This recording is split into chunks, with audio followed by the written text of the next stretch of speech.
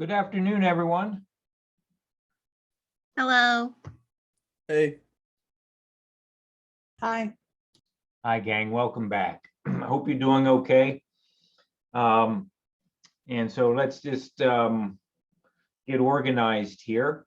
So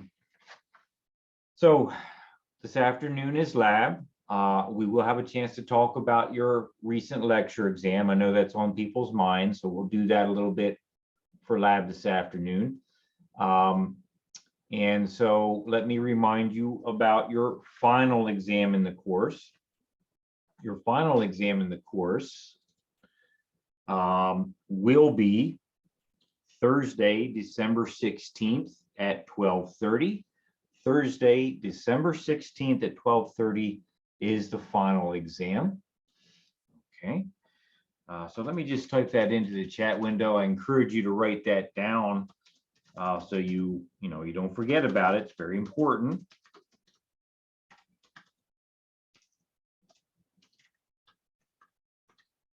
Okay. Thursday, December 16th at 12:30 is your final exam. Okay, we are now 2 weeks away from that date, right? Today is December 2nd, believe it or not. So 2 weeks from now, you'll be taking your final exam. I have 3 lectures with you, and I've got to get through 2.5 more chapters. So there's a lot to do, okay? But we'll make it, okay? So you can expect that later this afternoon, when I typically email you the class notes and everything of the day that we've taken, I will also release to you the final exam study guide. Okay, I'm going to release it a little bit earlier than I normally do because I'm noticing some stress in you from the most recent lecture exam. Okay, so I'm going to give you a little bit more time to prepare for your final exam. Okay, do you have any questions about our schedule before we get started?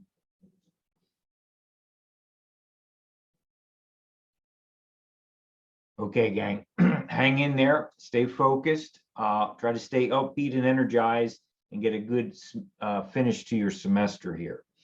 Okay, so I'm going to share my screen with you. And last time we were in chapter 14, we just got started talking about the foundation figure 14.3, which is Koch's postulates. Okay, so let me just read these notes so that we can get our brain situated on this topic again. So Koch's postulates were named after the German physician Robert Koch.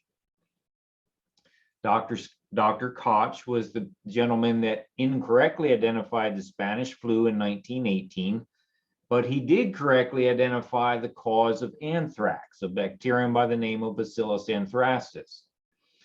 So the purpose of these postulates, these ideas, if you will, is to provide a systematic way, a series of steps to generate evidence to prove that a specific microbe is the cause of a specific disease. That's the basic idea.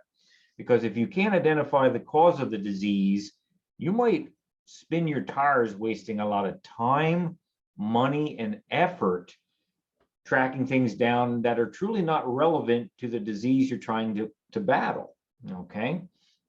And that's as true today in 2021 as it was in 1918. Think how horrible things would be if we had no clue that people were dying from some illness that we know is caused by coronavirus, right? Okay, so let's state the postulates here and talk about them.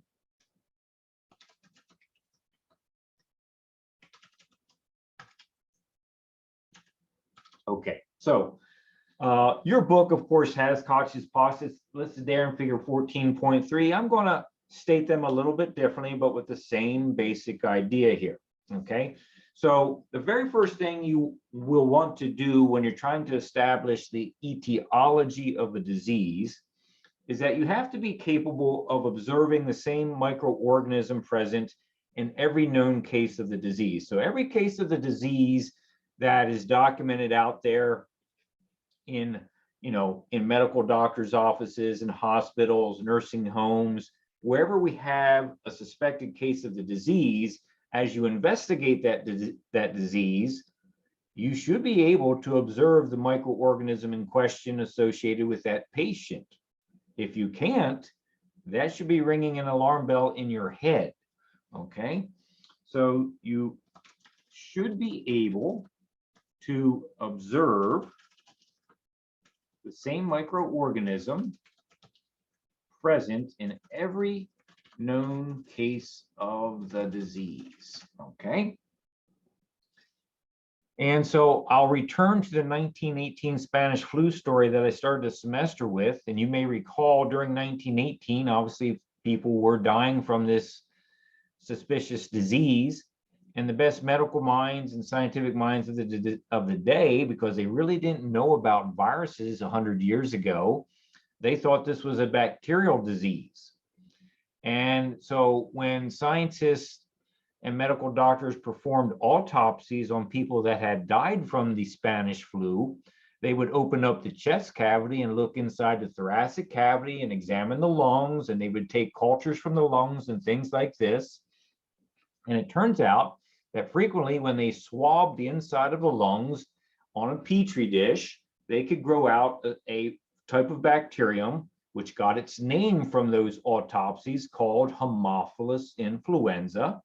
And so doctors and scientists assumed that this was the bacterium that was causing the disease and killing everybody.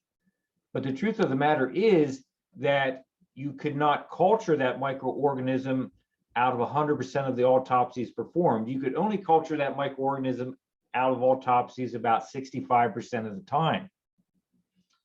So, you do what you can when you're in the moment. You wrestle with the information you have, and you make the best guesses you can when you don't have information. So they assume that this bacterium, which I can culture 65% of the time, but not 100% of the time, seems the most likely culprit for causing this disease that's killing people. Truth of the matter is, we now know 100 years later, right, that this bacterium does not cause influenza, it causes pneumonia. And so the reason that microbe was associated with the Spanish flu is because when people had weakened immune systems from combating the influenza virus, it made it more likely that Haemophilus influenza, as an opportunistic pathogen, could then go in and create pneumonia, which was like, the 1-2 punch in a boxing match, which would finally, unfortunately, kill many people. So the first postulate, you should be able to observe the same microorganism present in every known case of the disease. If you can't do that, you should have some questions in your mind if you have identified the right thing. Number 2, so the microbe you're interested in, the one that you suspect as most likely having committed the crime, to use crime analogy, you must be able to take that microorganism and grow it in the lab on artificial media. Okay, let me state that, then I'll talk about why that's important.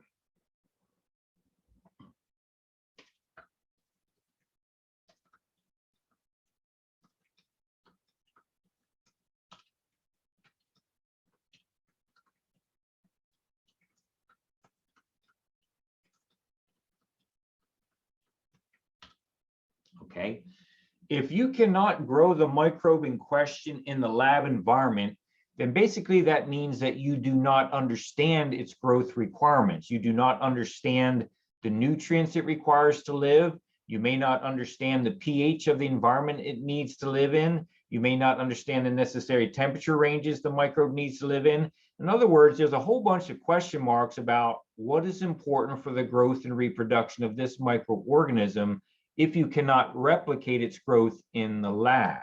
Okay. All right, so let's put some warnings here, right? So warning for the first postulate: if you can't accomplish the first postulate, there should be an alarm bell in your head.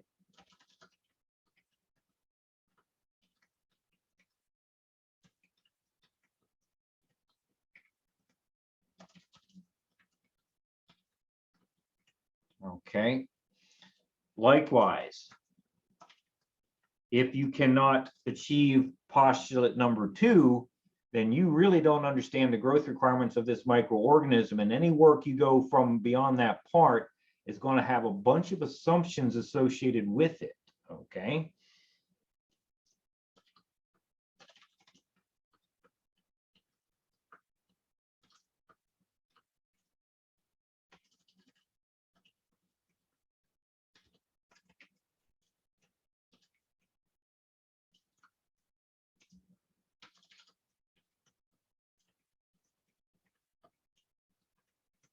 And as we all know, assumptions are dangerous things.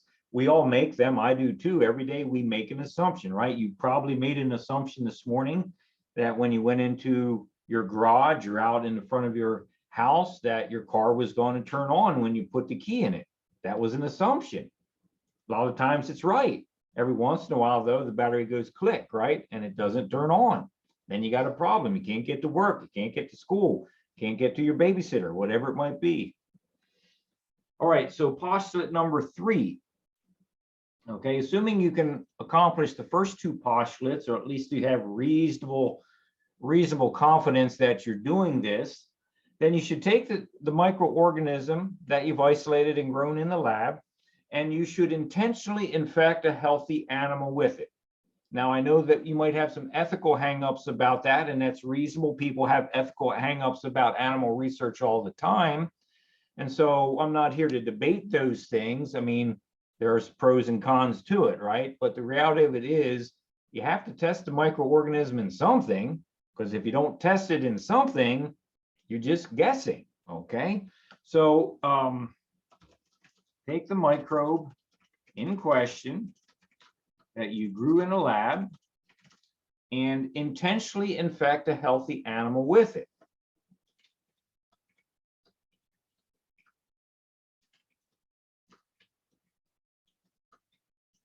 Then what you do after you infect the healthy animal is you wait. Just like anything in life, we don't like to wait, but you need to wait for a period of time that seems reasonable to see if the healthy animal will become sick.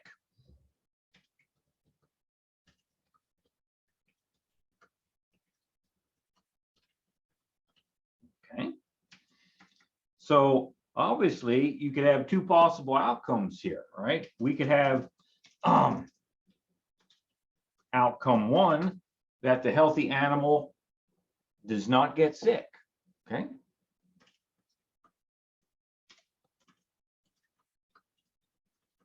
And in such a case, the most reasonable conclusion would be that you identified the wrong microbe. The microbe you just tested is not truly the cause of the disease you're investigating. Okay.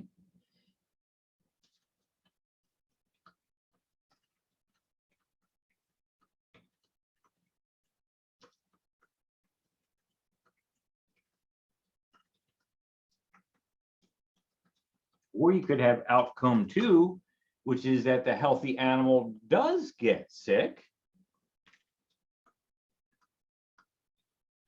And in which case, the most logical conclusion from this is that, well, then the microbe you just tested probably was the cause of that healthy animal becoming sick, okay?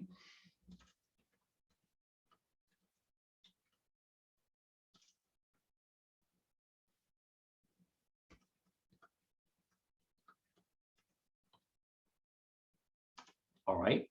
So to really nail down the final piece of data in Koch's postulates, what you really should do, so let's assume that outcome number 2 happened at the 3rd postulate and that the healthy animal got sick, okay? Let's assume that happens.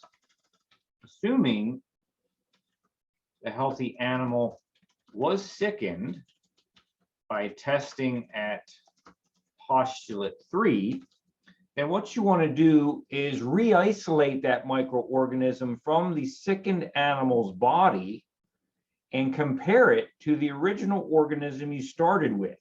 Why would you do that? Because maybe the act of putting the microbe in the healthy animal's body alters the microorganism in some way. that you want to know about. Okay. So assuming the healthy animal was sickened by testing at postulate 3, re-isolate the microbe from the sickened animal's body and compare it to the microbe you started with. Okay. And you would ask questions, okay, such as, are the two specimens of the microbe the same? Now that itself is a very, very challenging thing to address because, let's face it, in 1918, Robert Koch and his colleagues did not have access to technology like DNA sequencing technology where you could compare DNA profiles and things like that. It's only in modern times that we have even some hope of really satisfying the fourth postulate.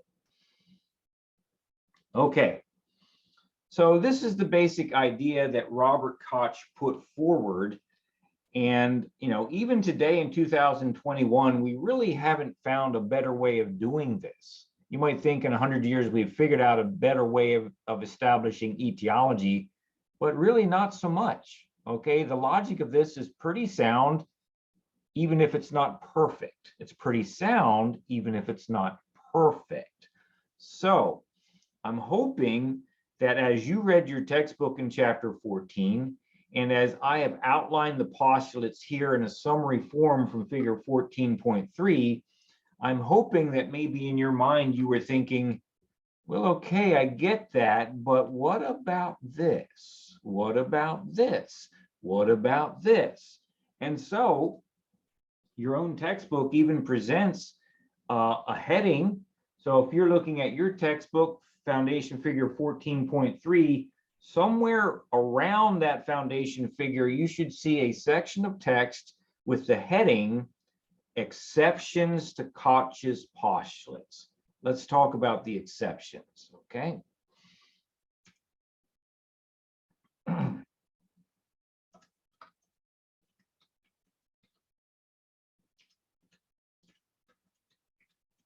Okay, so basically when we talk about exceptions to Koch's postulates, we're talking about scenarios in the real world, the real life. This is not theoretical anymore, that kind of throw a monkey wrench into the steps of Koch's postulates and make it very hard at times for humans to actually achieve the perfect goals set out by Koch's postulates.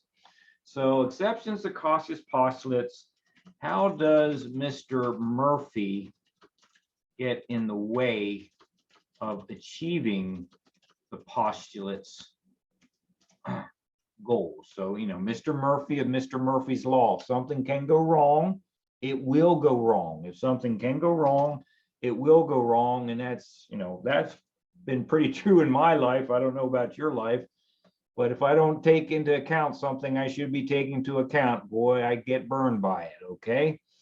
So I'd like to ask you in the chat window, if you could contribute any exceptions to Koch's postulates that you've been thinking about or that you read from reading this chapter. What are some problems that the textbook talks about, or maybe that you've been thinking about as you consider these steps whose intention it is to identify the cause of a disease? What can go wrong here, folks?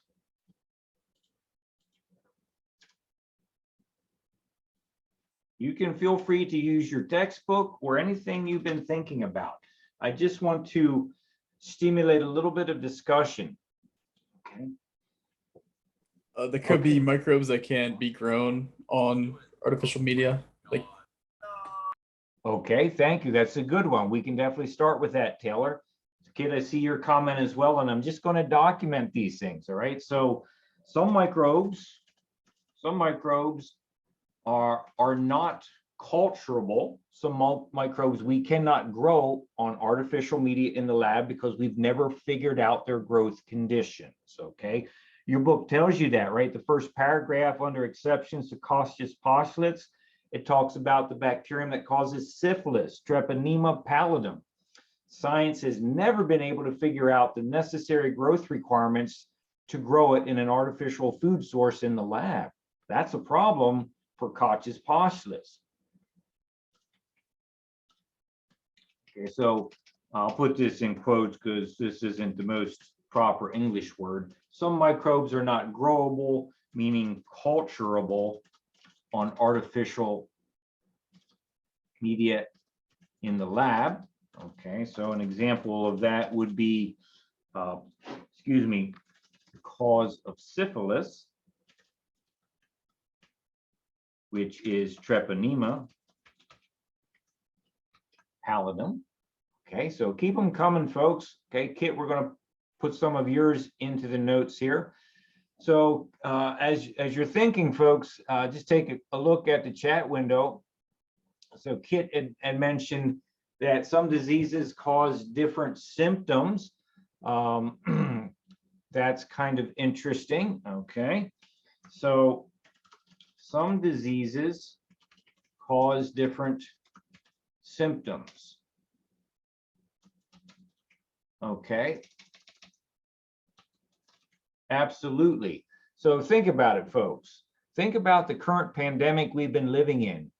Does everybody with COVID have the same symptoms, or is there a variety and spectrum of symptoms that seem to impact certain people harder than other people? Okay, there is a variety. You ask yourself, why is there a variety? If it's the same virus, why is there a variety? And obviously, there's a variety because while the virus is the same, the host body is different, right? Because we're all genetically distinct. Okay, absolutely, Yasmin. We all react differently to the same thing, right? I can say a piece of information in class, I could say a joke, and somebody in class might laugh and another person might get offended by it because we are different peoples and we have different personalities. That's what makes talking to another person so hazardous at times, right? So, okay, thank you for that, Kit. Some diseases cause different symptoms.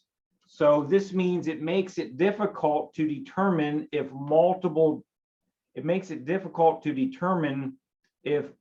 cases of sick people or sick animals are really the same disease or not. It makes it difficult to organize information that way. Okay, so I'm going to keep rolling through here.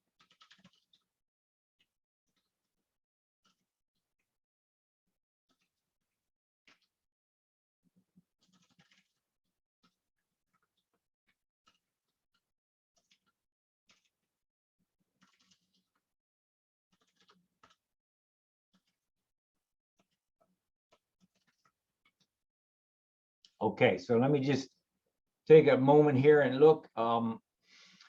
And so I'm not gonna try to miss anybody's. Kid had a second one there. Different microbes cause the same symptoms. That's a problem. Okay. Different microbes may cause the same disease symptoms. Okay, folks. Let me give you an example on that one. Pneumonia. Pneumonia. You may have had pneumonia in your life. Certainly, you probably know people that have had pneumonia. And as we age, it seems to get harder and harder for people with pneumonia to recover from it. I mean, pneumonia really kills a lot of elderly folks, right? And we don't want that because we don't want grandma and grandpa to pass away. Okay. So different microbes cause the same disease symptoms. And my point here is that pneumonia is a disease of the lungs where there's massive inflammation. And that massive inflammation can be caused by a variety of different kinds of microbes, from bacteria to fungi to protozoa to viruses. There's many different kinds of microbes that can create the inflammation in the lungs that we would simply call pneumonia, right? So, you know, when you go to the doctor and they're investigating pneumonia, the doctor has a hard decision to make. Is that person's pneumonia viral pneumonia, of which an antibiotic would not be helpful, or is it bacterial pneumonia, of which we need an antibiotic for that? Taylor, did you have a comment? Yeah, not just what about diseases that can only infect humans? Okay, that's a good one. Yes, if I don't write that down, please remind me. Let me finish my notes here, but you're absolutely right. Example, pneumonia is a disease of the lungs that is caused by bacteria, fungi, protozoa, viruses. Okay, simply because Taylor mentioned it and my old brain has information fall out of it very quickly. I'm going to write that one down. Okay. What if we test a microbe in an animal, but the disease only happens in humans? Okay. That's a good one too. And so you might, I think that might be mentioned in your textbook. A perfect case of that, perfect case of that is HIV. So I think that's mentioned at the bottom section of your textbook there. HIV is a virus. The virus will infect chimpanzee cells and it will replicate in chimpanzee cells. But apparently HIV as a virus, even though it can live and reproduce in a chimpanzee body, it doesn't typically cause symptoms in the chimpanzee. Chimps don't get AIDS because of the presence of the HIV virus. It's only human beings which are lucky or unlucky enough from your perspective to actually develop AIDS. So that means if we try to execute Koch's postulates, then, well, the only way to actually prove step 3 is to intentionally infect a healthy human being with HIV. And obviously, for ethical reasons, we really can't do that. We should not be doing that. That would be a horrible path to take for humanity to do, right? So HIV does infect chimpanzee cells, but chimps don't develop AIDS. It would be unethical to intentionally infect a human to satisfy Koch's postulates. So I'm not saying that hasn't been done in some area of the world. I mean, who knows? We never know. Somebody's having a real bad day at someplace on the planet. But by and large, at least in the developed world, you're not going to have policies that allow that kind of thing. So, okay, let me, I don't want to skip anybody's ideas here. Let me just take a look at some ideas here. Okay. All right. So Chelsea has a comment there. What if the diseased individual is asymptomatic? Okay, Chelsea, now you're opening up a nice can of worms here, and it's good to think about these things, okay? So what if the diseased animal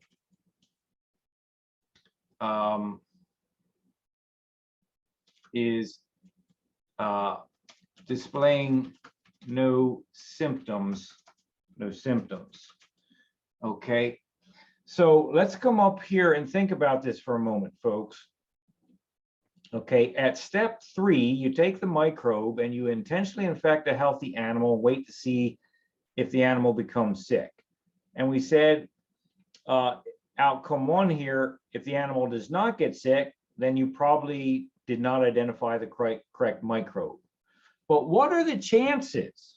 What are the chances? And again, I infer Mr. Murphy because he's lurking in every corner of reality. What are the chances that you happen to pick out an animal that for whatever reason had some natural immunity to this particular microbe? And so the animal doesn't get sick, doesn't develop symptoms, and you incorrectly decide that, well, okay, we identified the wrong microbe, and you go off on a wild goose chase with something else, right? I mean, this stuff sounds crazy, like, no, this could never happen. But folks, we also said the Titanic would not sink. And we also said that 3 Mile Island would not have a meltdown, okay? So all kinds of things do happen. So I'll just frame this as a question. What are the chances that you picked, what are the chances that you, the scientist, picked a naturally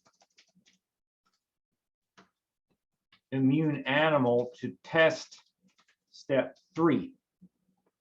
Okay, what are the chances of that happen? Okay, this would in fact be a very strong argument for why you shouldn't do the testing on one animal, right? But you should do the testing on a whole group of animals and see what you get. So this is a strong argument for testing groups of animals, and what I'm suggesting is reproducibility of scientific studies hinges on the idea that you shouldn't be testing any one animal, but you should be testing many groups of animals. But when you do that, you bring up logistical constraints, financial constraints, because the study is going to get more and more expensive as you add more animals to test, right? I mean, we just have to be honest about that. Okay. So Alicia, you mentioned in the chat window whether something's ethically appropriate. You're absolutely right. And again, we get back to HIV. We cannot go around infecting healthy people with HIV. That's just not cool, okay? All right, so I think this is a pretty good list. Is there anything else you would like to say here? I had mentioned modern immunological techniques, sorry, which I saw in the textbook and was hoping that maybe you could explain that a little bit more. Okay, so Rachel, I thank you for that. And I'm going to ask you, I'm not sure what angle you're talking about from that comment. Is there a particular spot in your book you can reference me to? Yeah, just one second.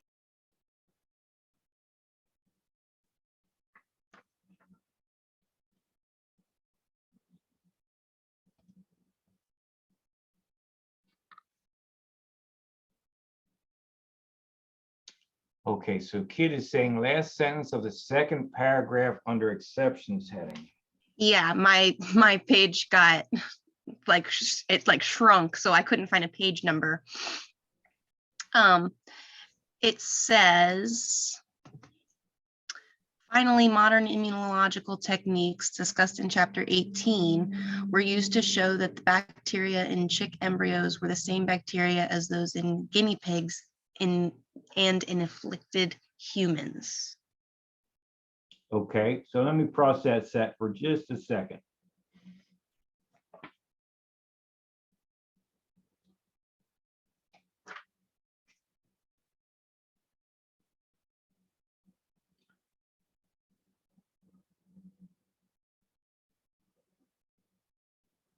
Okay, so I think what you are suggesting here, Rachel, from pointing this out is that the textbook is revealing an area where our modern technology helps to overcome some potential limitations.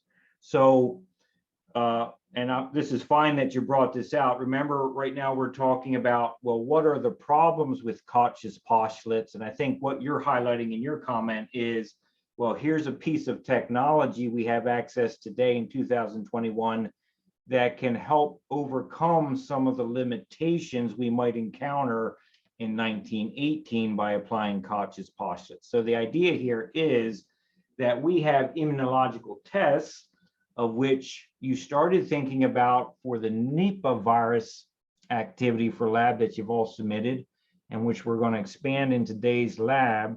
So what I'm saying, Rachel, is today we have immunological tests that allow us to check for antibodies that are specific for certain kinds of viruses or certain kinds of bacteria. And from that perspective, we're in a little bit better position to satisfy Koch's postulates than they were in 1918. Does that make sense, Rachel? Yeah, it does. Okay. All right. So one other idea I want to throw out in your notes. Let's see here. All right, no, there's two more ideas I want to throw out in your notes. And thank you all for participating. You did a great job. And as we think about it, that's really what I want from you, right? The most painful thing about your education is that there's not a canned answer anywhere to read and regurgitate from a book, right? We want you to develop your mind, your intellectual capacity to think through a scenario and reason. That's a hard thing, and there's not a linear path from the problem to the solution when you're thinking, okay? So here's two other ideas that came to my mind as I was thinking about Koch's postulates. Okay, Koch's postulates, once again, step 3 here. You infect the healthy animal and you wait. Now, we took care of outcome number 1, you know, what is the chance that you picked out a naturally immune animal that would throw a wrench in things? Well, let me throw a wrench in outcome number 2. Outcome number 2, what if the healthy animal gets sick from a microbe that causes the same disease symptoms, but not the microbe that you injected it with? My point here is what if the healthy animal that you thought was healthy by all outward visible appearances appeared healthy, was actively fighting the early stages of an infection with a different microorganism that produces the same symptoms of the disease you're trying to investigate? And you happen to coincidentally inject it with the microbe you're interested in, and you get the sick animal and you think, oh, well, that did it. It didn't do it at all, because the animal that you thought was healthy was on the verge of becoming sick and you didn't know it. Okay. So I know I'm rather insane here, but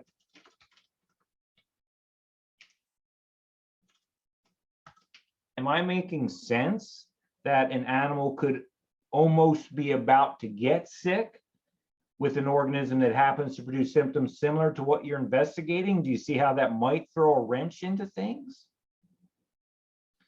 Okay, so let me just say that, and then I have one more comment here.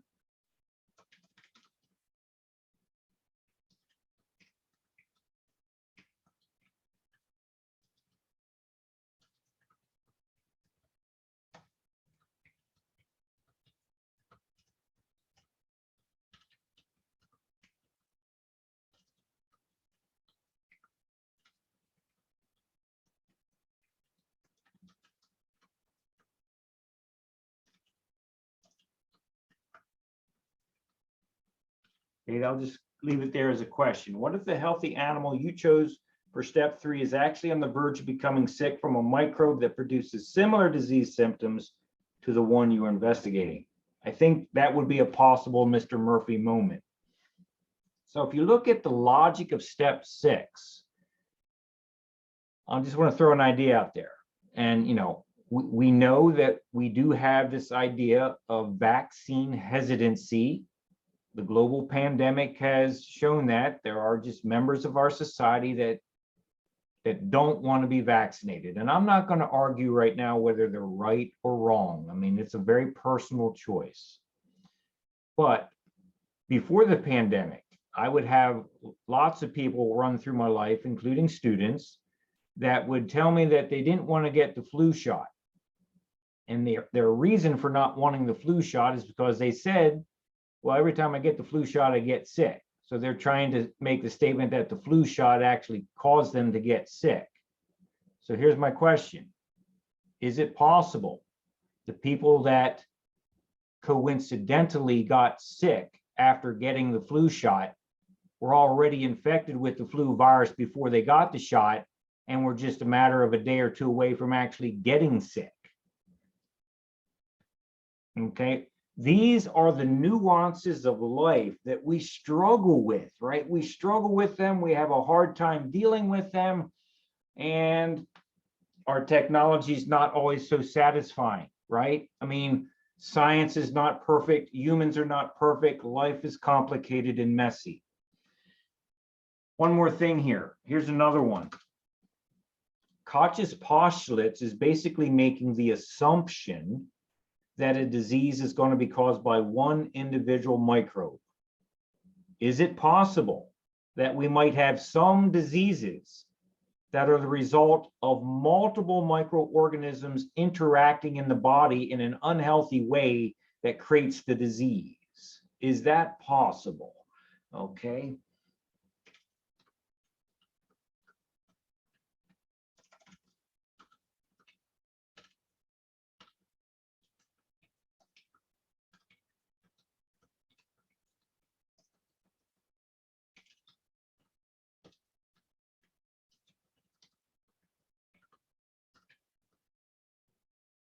Is it possible that a disease could be caused by the unhealthy interaction of multiple microbes in an animal body, or, you know, in a human's body?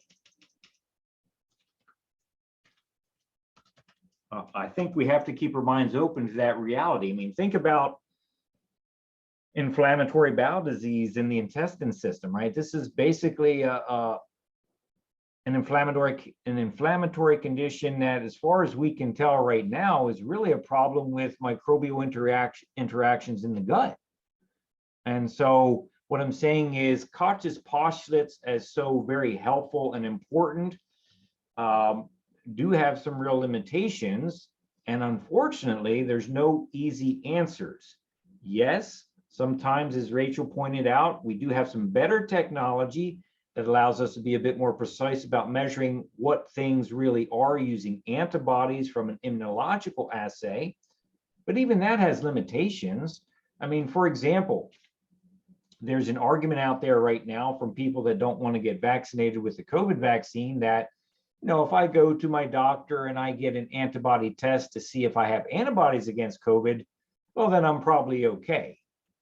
Well, no. I mean, if you have antibodies, that means you've been exposed to the virus and your body reacted in some way, but it certainly doesn't guarantee if you get a second round of virus infection, particularly with a different variant, Delta, the new Omicron variant that's out there. It's not a guarantee that you're going to be okay, right?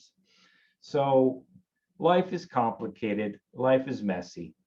So what good are Koch's postulates? Folks, they are the best thing that science has come up with, which humanity has come up with, to have a logical framework of trying to establish etiology. Is it perfect? No. Are there problems? Yes. But nobody's ever been able to come up with a more surefire way of doing this. And I think if somebody did and developed some technology to support those new ideas, you could become a very wealthy person. So think about it. Okay. All right. Any thoughts or questions about Koch's postulates?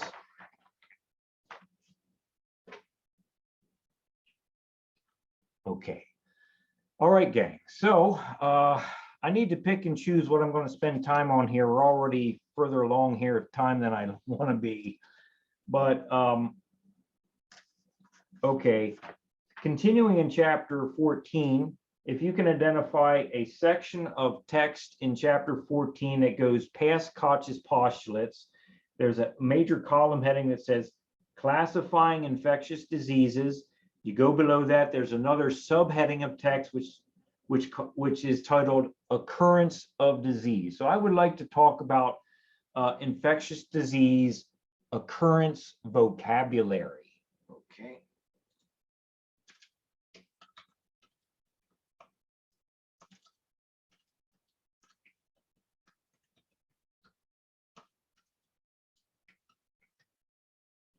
Okay, so when we say the word occurrence, please don't let that throw you off, because an occurrence is just a fancy way of saying a moment of time, an event.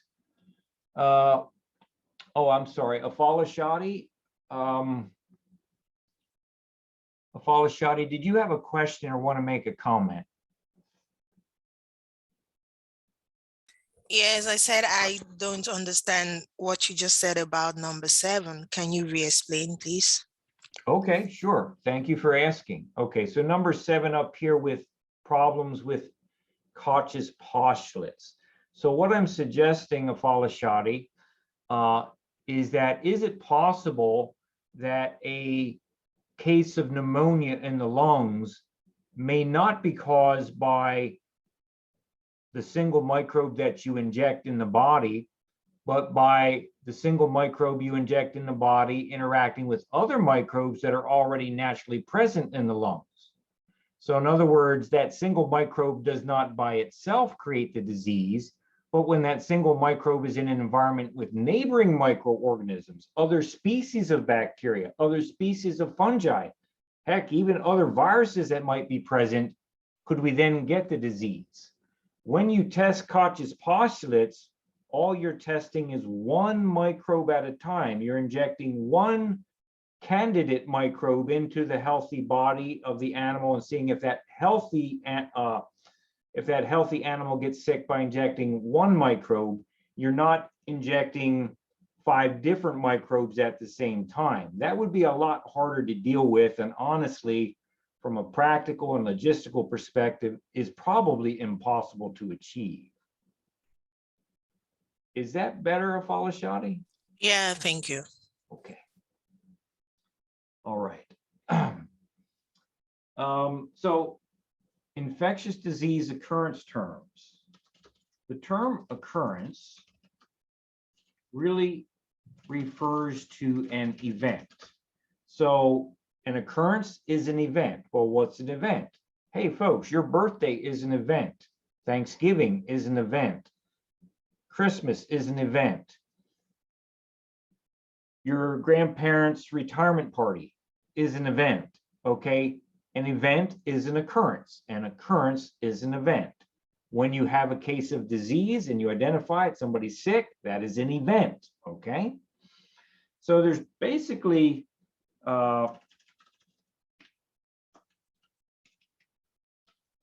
Christmas is an event. Your birthday is an event.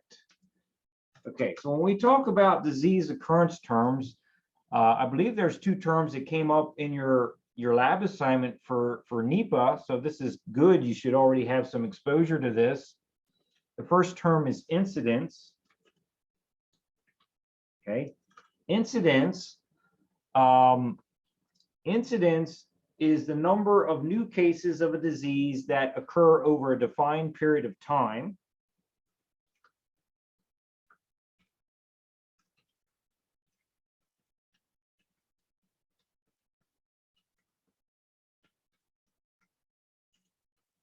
Okay, the number of new disease cases that occur over a defined period of time. Okay, and so let me give you an example here.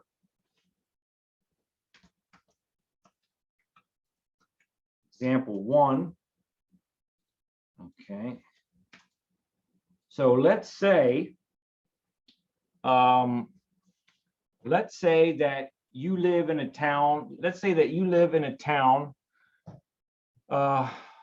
Okay, hold on. Let me check Kit's comment. So you can pick the time period for that, right? Yes, Kit. It's up to the humans investigating the disease to define a reasonable time period for the concept of incidence. That's right. So humans would define the period of time. That's correct.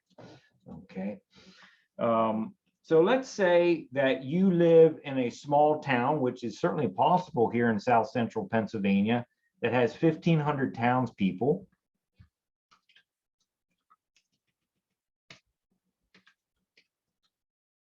Come on, technology.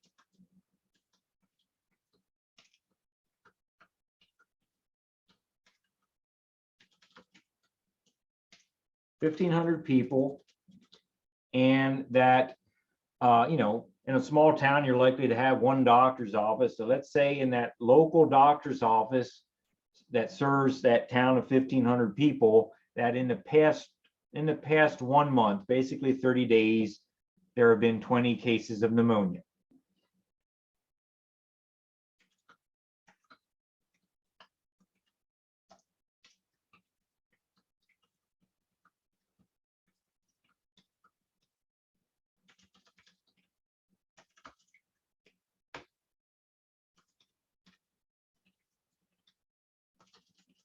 Okay, so in that case, the incidence is pretty simple to compute, right? So it's going to be the number 20.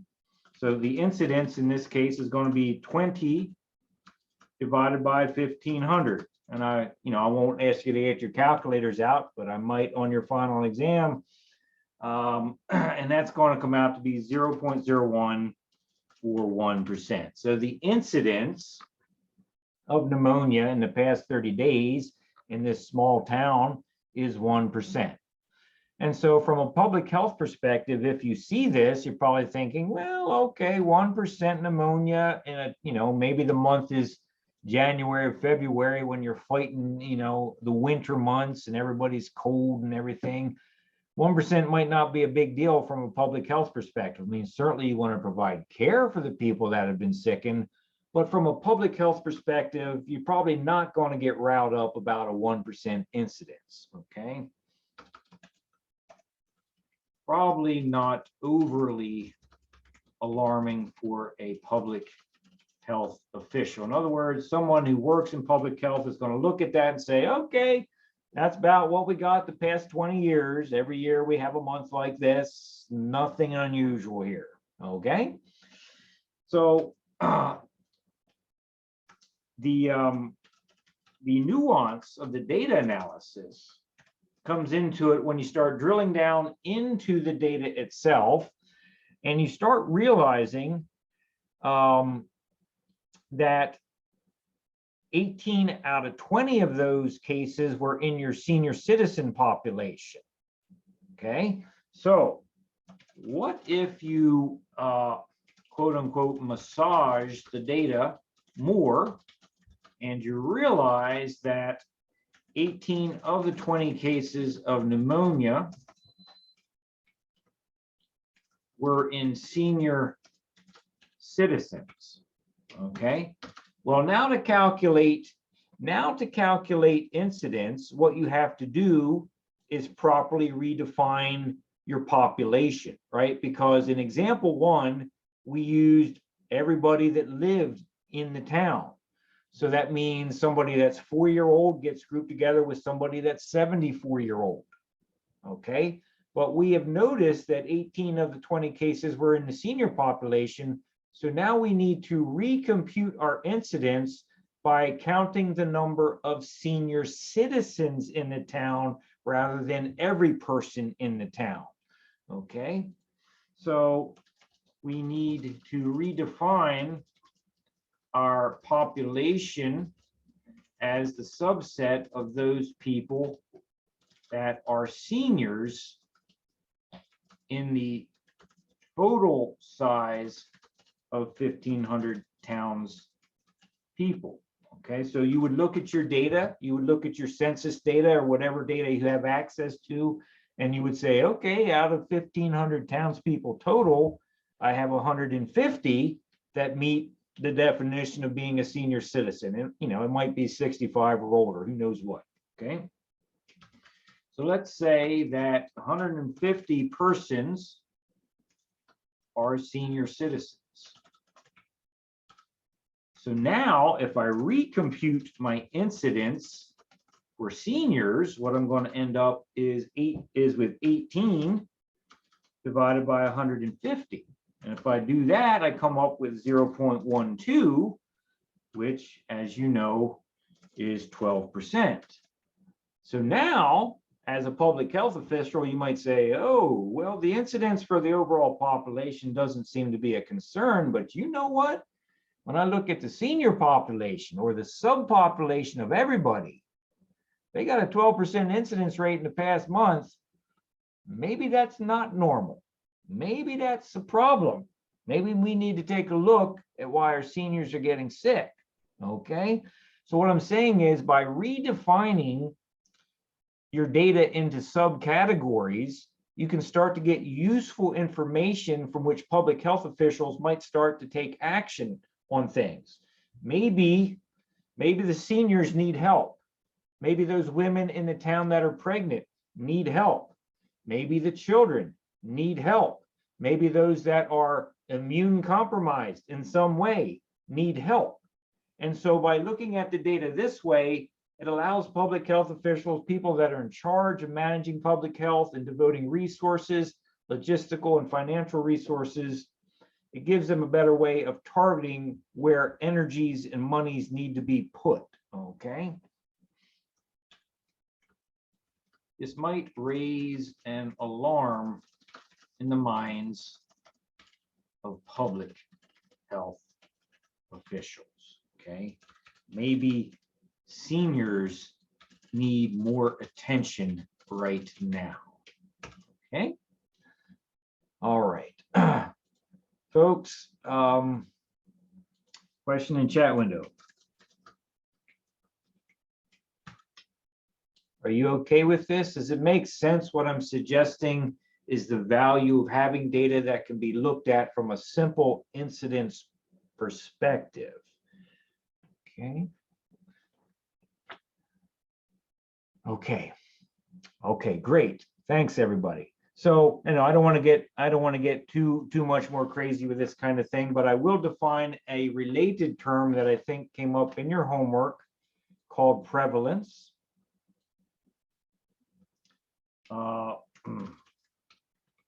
Prevalence is a little different, as you came to know by completing your homework. Prevalence refers to the total number of existing disease cases relative to the entire population size. The deal with prevalence is that you don't define a period of time. You basically lump everybody together, okay? So let me define this. This refers to the total number of disease cases relative to your population size. Okay, so take note that prevalence basically ignores the concept of time.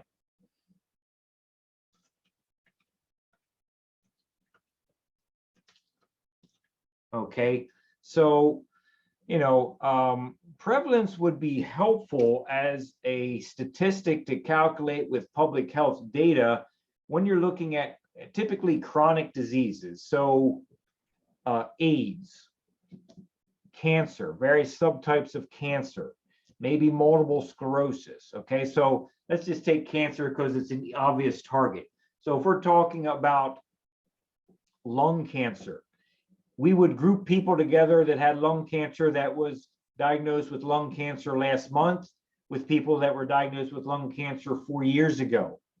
Okay, so we would lump them all together in the calculation of prevalence. So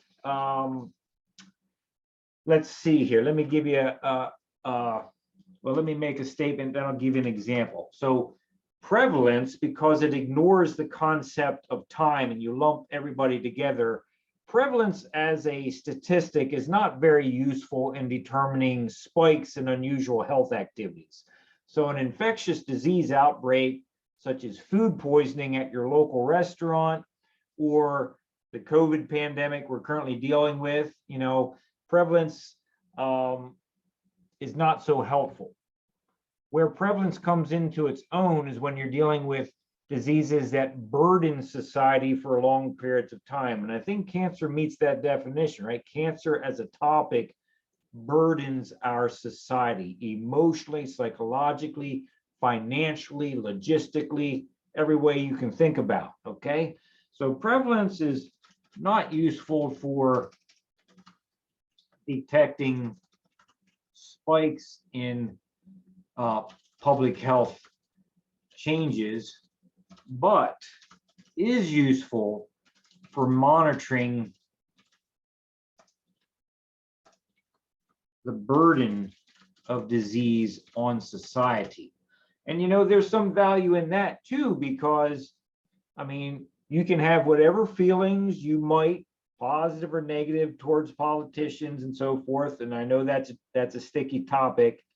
But the truth of the matter is, at least the way society has been set up, is that we hope our politicians are paying attention when doctors and epidemiologists tell them that there's a problem, and that they truthfully look at this and say, okay, cancer's a problem, that means I need to give a larger percentage of my budget to cancer research, cancer treatment, hospice care for people that are dying, stuff like that. So by measuring and monitoring the burden of a disease on a society, again, it helps politicians, at least theoretically, hopefully in an ethical, humane world, know how to distribute resources, okay?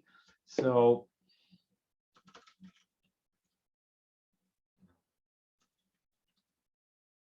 this helps politicians justify money expenditure. Of course, we don't live in a perfect world, but no need to talk about that. We already know that. Okay, so let me give an example here that might be a little bit helpful.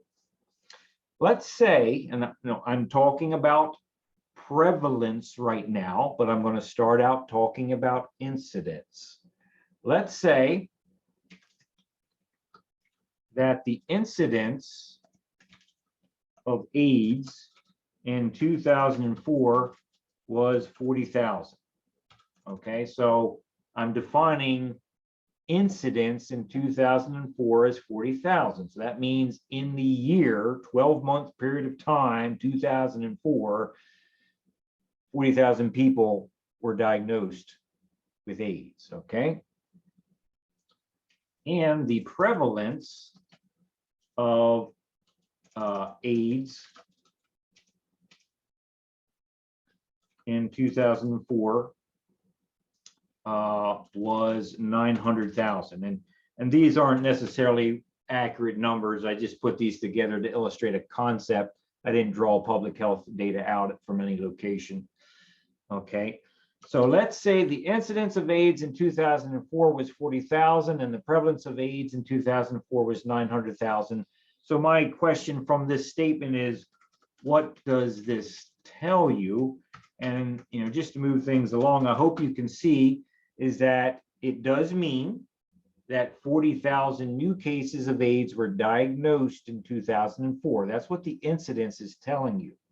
Okay, 40,000 new cases of AIDS was diagnosed in 2004.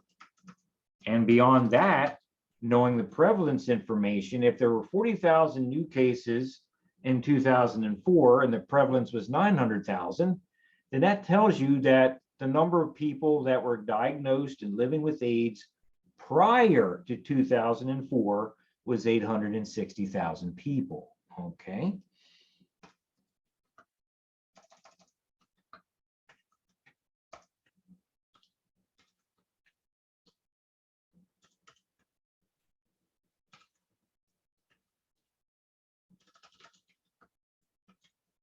All right. Okay, folks. So any thoughts, questions, problems?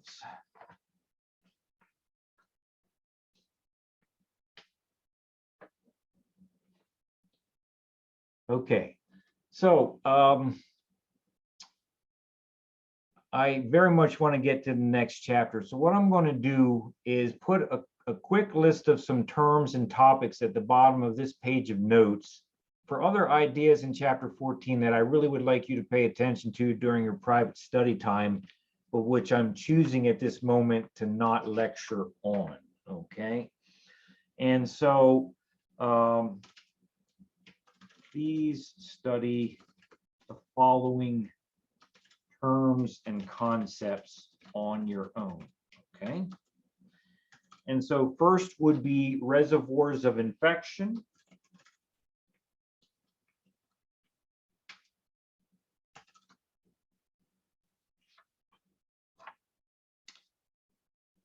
Disease transmission, forms of disease transmission.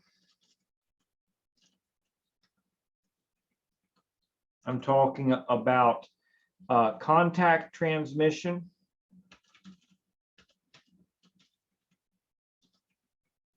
and within that there is direct, indirect, and droplet transmission. Let me tell you this, without a doubt, the next generation of microbiology textbooks that get written and put out there are going to have different information about droplet transmission because of the COVID pandemic. What scientists realize, I don't know, probably 6 to 8 months into the pandemic, is that our idea of droplet transmission sucked. Okay. And so a lot of research is going into that to better define it. Okay. But at least be aware of these things as you read through the book. Also, nosocomial infections. I mean, you know, we tend not to worry too much about these things when we're young, but you have to admit that, you know, a lot of people do get sick when they go to the hospital or to a nursing home. So it is definitely a problem. Okay. Let's see here.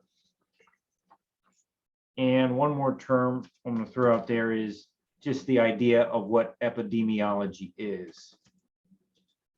Okay, these are ideas that are discussed in this chapter, and I think are largely accessible to you if you just spend some time reading the textbook.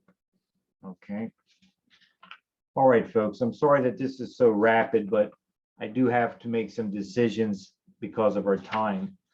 So any other questions from chapter 14 you'd like to ask about?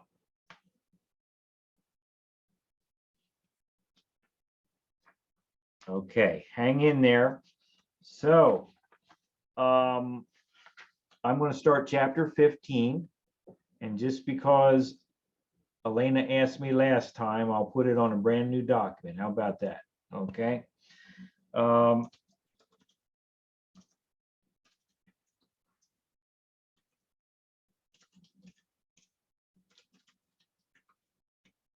right. So let's start chapter 15. Okay, we're going to start it here and probably do a few minutes and lecture on it before I pause. So, okay, chapter 14, which I've just given you some notes on. You know, the topic was principles of disease and epidemiology. Okay, chapter 15 is microbial mechanisms of pathogenicity. Microbial mechanisms of pathogenicity. Okay.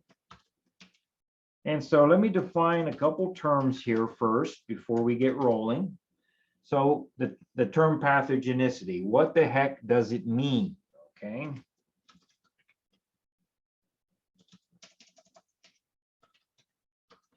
Pathogenicity refers to the ability of a microorganism to overcome a host body's natural defenses and make you sick. That's what it refers to. Okay. This refers to a microbe's ability to overcome, or you might say evade, a host body's natural defenses to make the person or animal sick. Okay. And so, you know, you can appreciate that coronavirus has a certain pathogenicity. Bacillus anthracis that causes anthrax has a certain pathogenicity. HIV has a certain pathogenicity. Ebola has a certain pathogenicity, right? All of these microbes I've listed are pathogens. They all can overcome a host's defense and make a person sick. All pathogenicity is saying is that the microbe can make the person sick. That's all it's saying. So when we talk about, well, how sick is the person? How severe or intense are the symptoms of the disease? Then we apply a different term. That different term is virulence. Okay. So virulence describes the magnitude or severity of the microbe's pathogenicity. Just how sick are you going to feel? Now, just how sick you feel is a little bit subjective, right? Because two people could have pneumonia and one could be like, well, I can probably go to work. I feel rough, but I can do it. And another person is going to be knocked out on their back laying in bed, right? So virulence is a fairly subjective term, and there's not a lot of quantitative metrics to measure virulence. Okay, so this describes, in subjective terms, the magnitude of disease symptoms. Just how bad do you feel when you get sick, right? And we know from our experience with the coronavirus pandemic that, particularly in children that have coronavirus, thankfully, fortunately, the majority of them, they don't get very sick at all. It might be a little bit off in their behavior, whatever that means for a child, but they typically don't get sick enough that they need to be hospitalized or anything for anything like that. And we're very grateful for that. We don't want children getting sick and hospitalized. But I have to tell you, adults aren't so fortunate, right? I know a woman right now that, some years ago I met from my local church, and she's fighting for her life on a ventilator at Hershey Med right now. She's got COVID, and it's not obvious at all that she's going to pull through. So, the same microbe can produce varying subjective virulent states based on differences in the host body. That's what I'm saying here, okay? Now, when we talk about different pathogens, we might talk about the virulence of a typical cold virus, like a rhinovirus, with the virulence of Ebola. I mean, you did an activity on Ebola, and if you just stayed with the activity, it didn't really get into a lot of gory detail, but about what Ebola can do to you. But let me tell you, it's a hemorrhagic fever virus, and basically it can liquefy your organs. You're not going to be a happy camper if you have Ebola. Okay, you can bleed out of your eye sockets with Ebola. You can bleed out of your rectum with Ebola. So the virulence of Ebola is probably, without a doubt, arguably a lot higher than the virulence of a simple cold virus, is what I'm saying. Okay. All right. Thoughts or questions?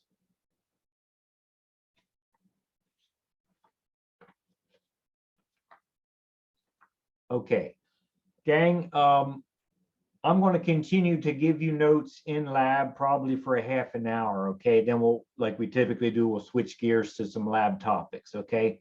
But let's take a break. It's about 1:44 by my clock. Let's take a break and pause at 2 o'clock. We'll start up again, give you some more notes and transition into lab, okay? So I'm going to momentarily stop sharing my screen and pause the recording.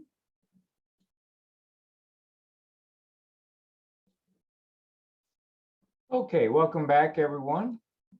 We'll just get started here in just like 5 seconds as everyone gets logged back in.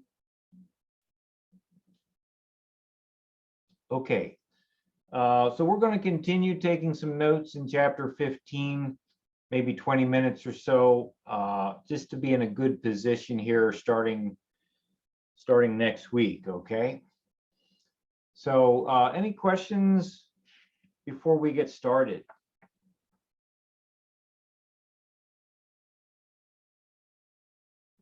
Okay, hang in there and we'll get moving here. I'm going to share my screen with you. We're back in chapter 15. We had defined terms pathogenicity and virulence. So one of the key aspects of whether a microorganism is going to be successful in invading your body and making you sick is how it enters the body. And so this is an idea referred to as a portal of entry. So If you're in your textbook, there's a major heading on my textbook. It's page 424. It says how microorganisms enter a host. Underneath that, there's a paragraph and then another blue colored heading that says portals of entry. Portals, portals of entry describe the preferred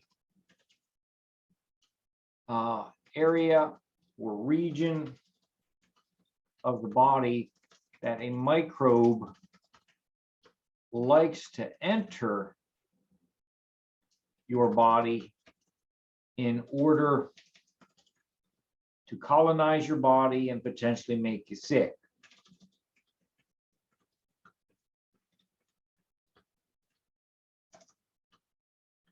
Okay, so there's basically several categories here that we could talk about. Take a look at table 15.1. Table 15.1. Okay. And I'm not going to reproduce the table in your notes, but you can see what I'm talking about here, right? There are basically several subtypes. You have the mucous membranes.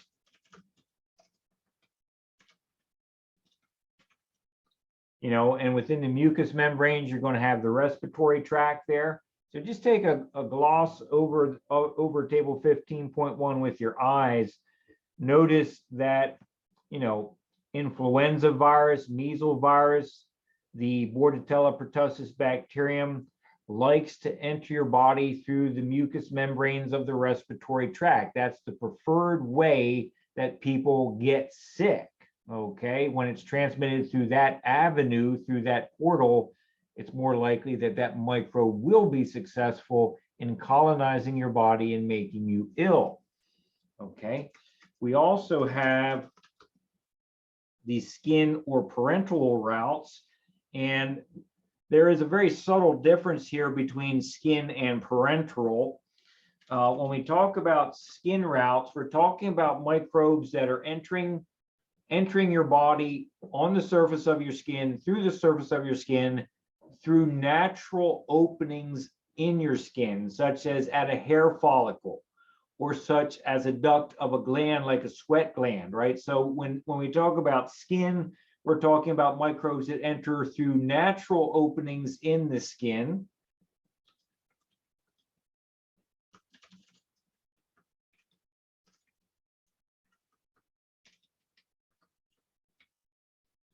Okay, and parenteral refers to an unnatural opening in the skin. So what I'm talking about is, why do people that give injections, whether you're getting a flu shot or giving yourself an insulin injection, why do you always debride the surface of the skin with alcohol first, right? You're trying to degerm the surface before you penetrate the skin and puncture it.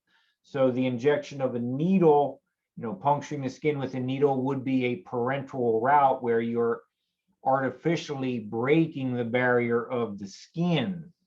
So parenteral, this refers to unnatural openings in the surface of the skin, such as through injections, or maybe you fell down outside working and you skinned your elbow, skinned your knee, something like that. You might have an abrasion on the skin. It could be something like you cut yourself in the kitchen with a knife preparing your meal, so there's an unnatural break in the skin through a cut. Anything like that would be the parenteral route. Okay.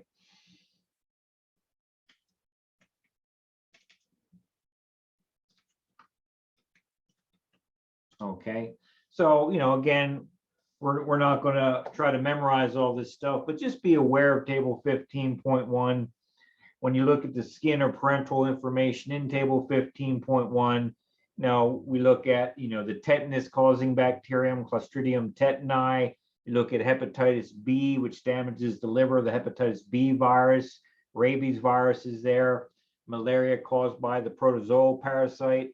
So these are the preferred ways, these are the preferred portals that these specific types of pathogens typically cause problems when they access your body. So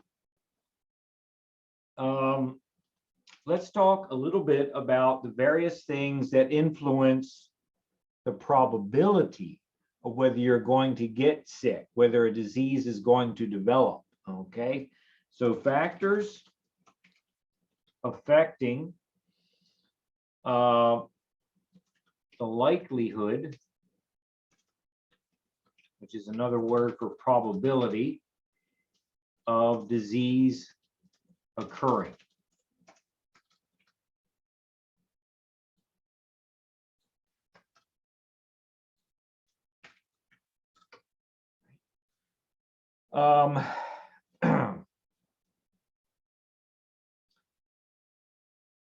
Okay, so not to belabor things here, factors affecting the probability of disease taking place.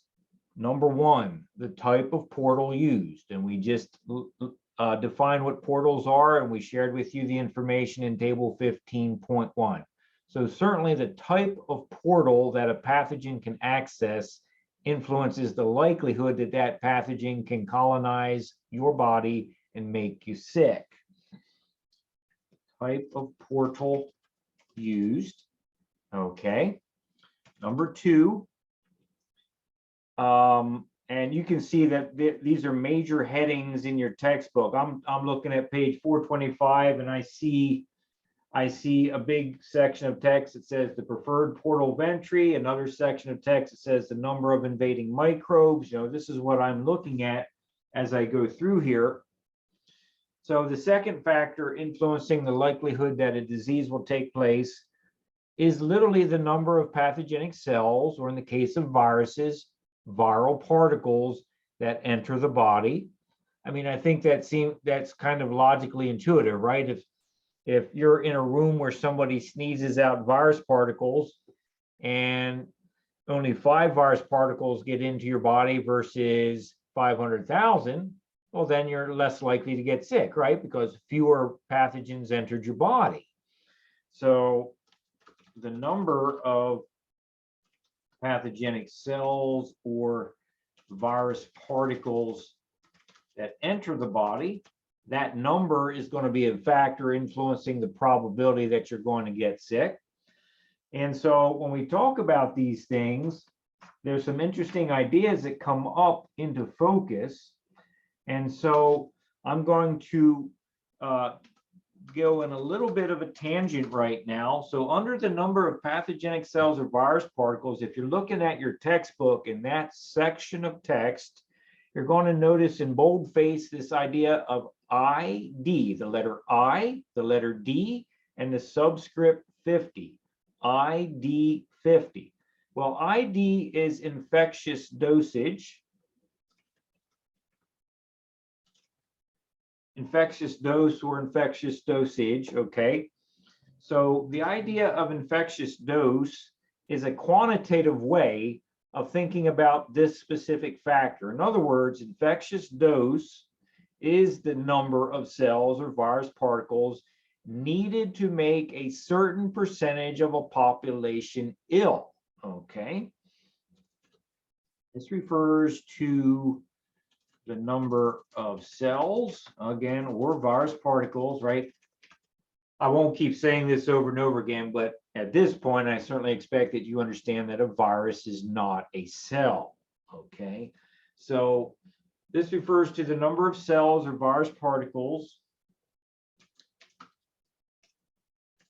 needed to make a certain percentage of the population ill.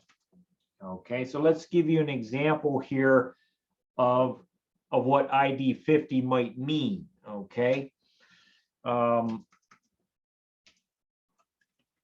let's say we have this statement. We might have a statement which is ID 50, And, the 50 should be in subscript type, very small, but I'm not going to do that for reading purposes in your notes, right? So it'll be ID 50 equals 1,000. So let's blow this apart and try to understand what this means, okay? So the 50 refers to the percentage of the population that we expect to get sick, okay? 50 is the percentage of the population that we expect to get sick. And the number on the right of the equal sign, the 1,000, this is the number of cells or virus particles that each member of society must be exposed to in order to have a 50% likelihood of getting sick, okay? This is the average number of cells or virus particles that a member of the population must be exposed to. Okay, so let's take this a little bit further here. Okay, let's continue with this. And so let me do this. Let's say that we are working with, let's say that we're working with a bioterror situation, okay, which is not implausible in today's society and world. Let's say we're talking about a bioterror situation where a terrorist organization has gotten a hold of some crop dusting planes, and they've worked out the conditions they need to use a crop duster to spread in an aerosolized way bacterium or virus particle through the air. And so the idea I'm proposing here is, in my hypothetical scenario, as we consider the meaning and utility of infectious dosage as a concept, is this. Let's say that the terrorist organization takes an airplane and they fly it over your town, and let's say your town has 10,000 people in it, and they spray out a pathogen whose ID 50 equals 1,000. What would that really mean? Okay.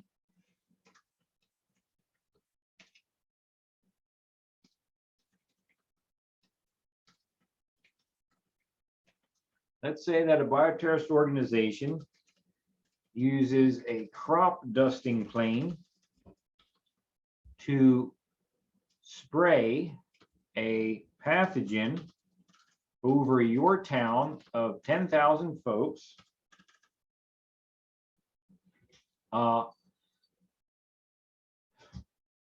where the pathogen has an ID 50 equal to 1,000.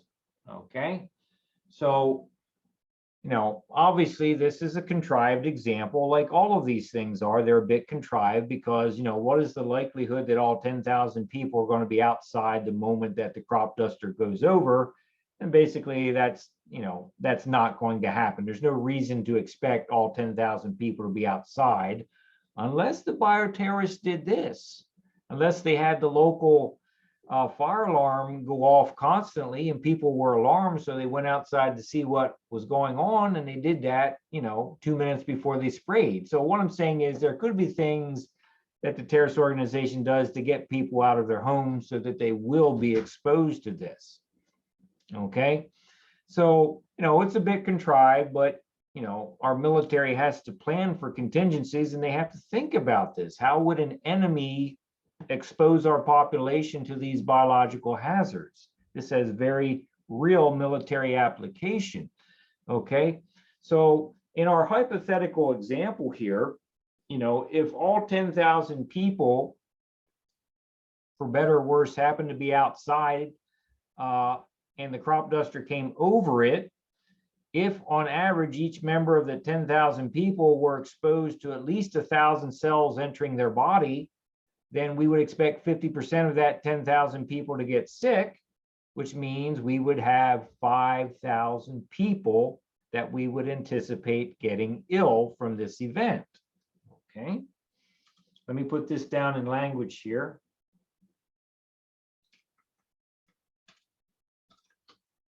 This means that if every member of the 10,000 people in town were exposed to 1,000 cells or viruses, okay, I won't say it again, cells or viruses that were spread by the crop dusting plane, then we anticipate 50% of that population to get sick, meaning, in this example, meaning 5,000 people would be expected to get ill. Okay. All right, so let me ask a question in the chat window.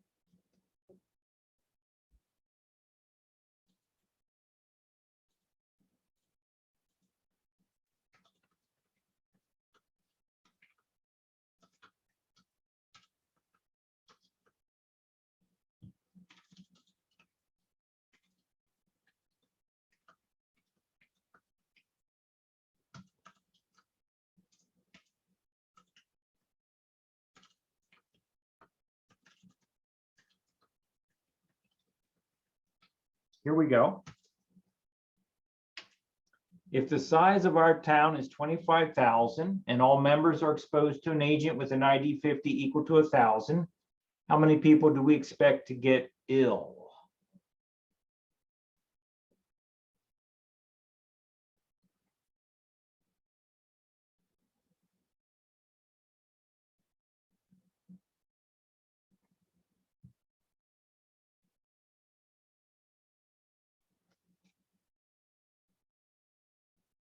Okay, thank you, Kit. Yeah, Taylor, I was reticent to put in the 1,000, but yes, let's assume everybody's exposed to those 1,000 cells each. Yeah, that's the underlying assumption here. Then absolutely, right? You're going to expect 50% of the 25,000. So that's 12,500 persons to get sick. Okay, that's right. Okay, so it looks to me that everybody's getting the answer correct here. So I think you understand. So let me ask you this question. Okay, so before I bother typing it out, just assume that every member of our population is exposed to the proposed number of cells. That way I don't have to type everything out, right? So let's do this. Here's another question.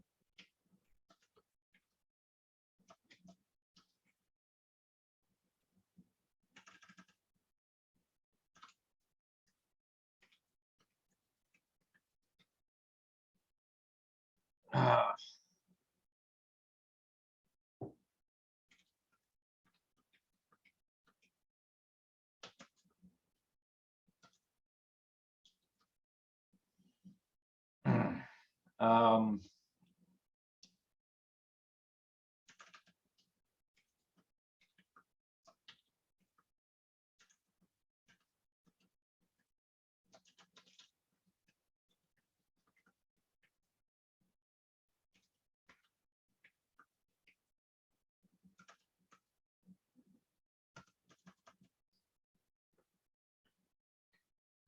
all right, so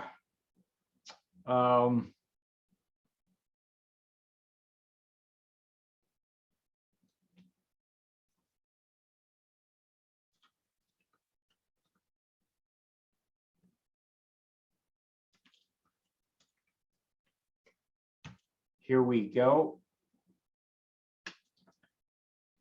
If town A has 10,000 people and are exposed to an agent with an ID 50 equal to 100, and town B has 10,000 people that are exposed to a different agent with an ID 50 equal to 5,000, which agent is more dangerous?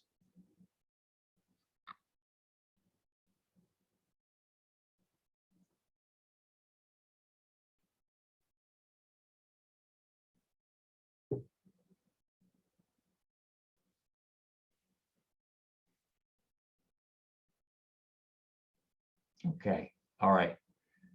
So I appreciate the responses. Is everybody understanding the logic of the answers here? Okay, in other words, what I'm saying to you is, in this question,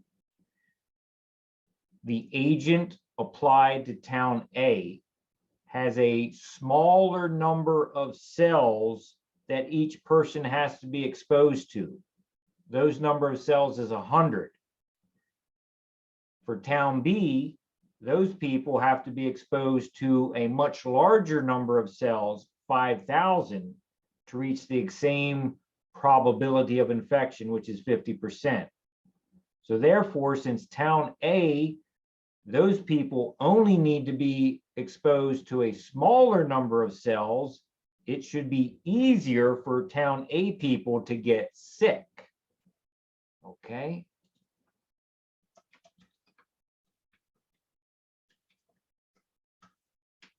Am I making sense? Have I lost you folks?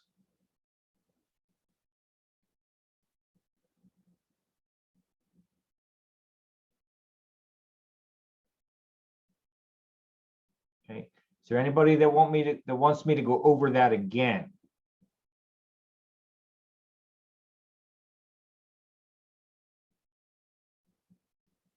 Okay. All right. Not hearing anything.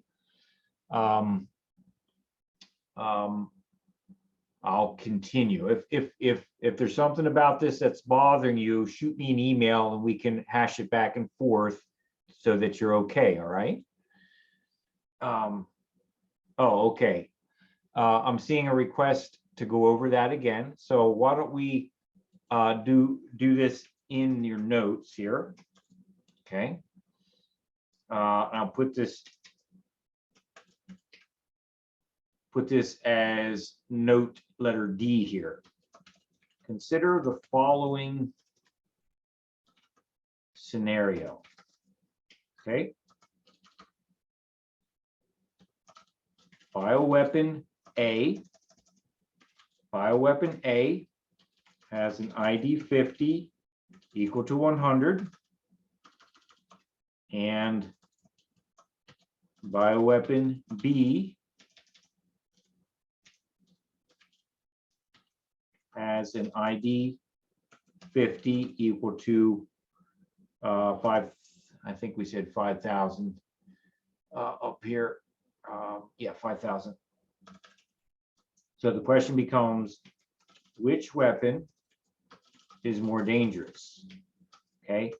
Weapon A is more dangerous because it requires exposure to fewer cells, 100, versus 5,000 of bioweapon B. It requires exposure to fewer overall cells to make the same percentage of your population sick. Okay, bioweapon A is more dangerous because it requires fewer cells to make the same percentage of the population sick compared to bioweapon B. So we are comparing 100 to 5,000. Okay. Okay. Elena, is that okay? Is that better for you?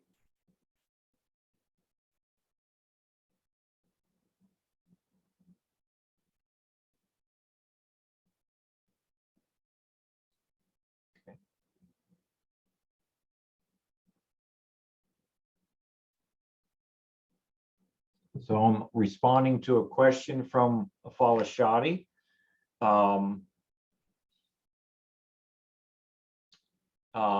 So Afala Shadi is asking, so that means that the less ID 50, the more dangerous? Yes, yes, Afala Shadi, that's exactly what that means. That's exactly what that means. Okay. All right, any other questions? All right, so again, you might be thinking, it's certainly reasonable to think, well, this is all hypothetical and so forth, but it's not, folks. Okay, you know, we do pay our military advisors and leaders to think about these things, because you never know when all hell's going to break loose. Okay, we need to be prepared for things, whether you agree with, you know, the military infrastructure or not. That's a whole different conversation. But let me give an example of the practical reality of this knowledge. Okay, so we're still on factors affecting the likelihood of disease occurring. And we're talking about the number of pathogenic cells or virus particles that enter the body, and a concept which is a little subjectively, you know, fuzzy, but still more quantifiable than other things that we can talk about, is this idea of infectious dose. That the number of cells or virus particles needed to make a certain percentage of the population ill can be somewhat experimentally determined through experimentation. Okay, but so let's talk about real world here. Okay, so I'm going to go to letter B under number 2.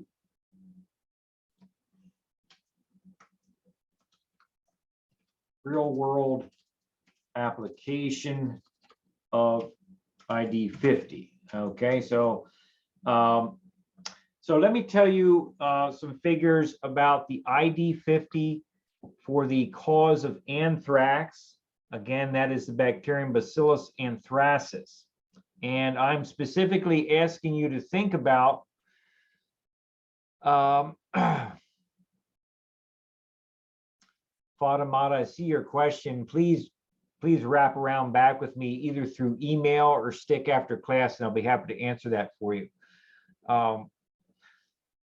Please keep in your mind the anthrax letters that went through the mail system after 9/11. Now, I realize that several of you were perhaps not even born yet or were in diapers, but you're at least aware that this event happened. After 9/11, there was a period of time where letters laced with anthrax powder were sent through the mail system. Okay, so let's talk about anthrax. Caused by Bacillus anthracis. And so what I'm going to do is share with you some ID 50 values.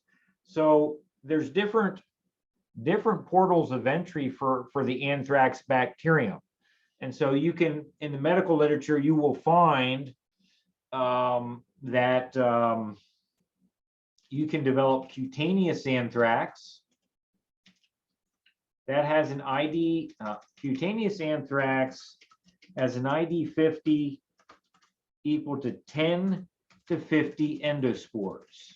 And of course, you remember that, well, you might not remember honestly because we haven't had a proper lab this semester, but Bacillus, the genus Bacillus, refers to a gram-positive bacterial cell wall. And you know that only gram-positives can form endospores. So maybe that's somewhere back in your memory banks from a long time ago. So cutaneous anthrax, ID 50, 10 to 50 endospores. Let me get that right. Okay. So that's the range for cutaneous anthrax. There's also inhalation anthrax.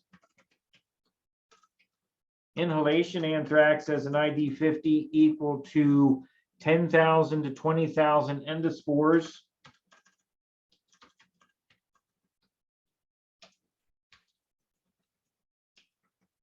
And then we also have gastrointestinal anthrax.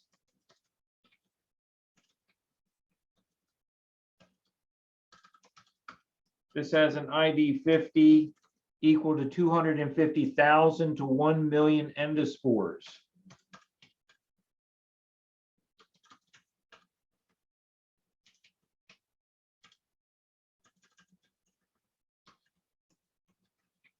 So I'm going to put a question in the chat window for you.